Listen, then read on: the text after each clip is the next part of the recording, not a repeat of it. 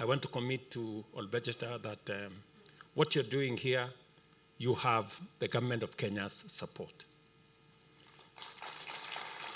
It is our policy position that land fragmentation is a threat to food security, is also a threat to wildlife. And it is the reason why, for example, we have a whole housing program in Kenya, because a lot of agricultural land is being threatened by construction of houses and doing all manner of things. It is the reason why, for example, in Laikipia, we now have land to construct 4,000 units. As was said by Governor here, we started the first block of housing in Nanyuki.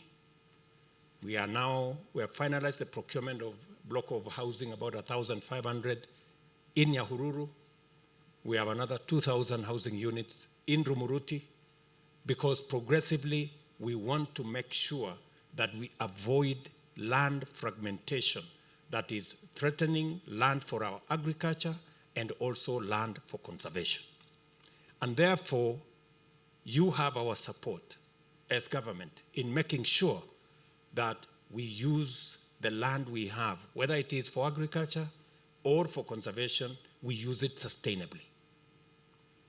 And that is why I agree also with you that the land we have under KWS, both in Eland Downs and also in the land we have in Mutara.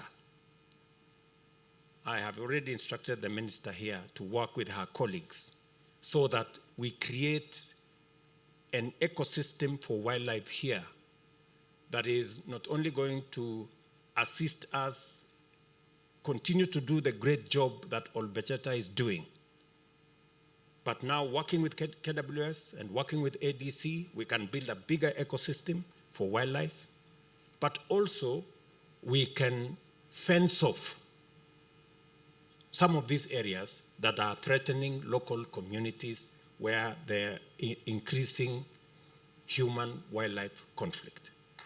I was here the other day in Marmanet.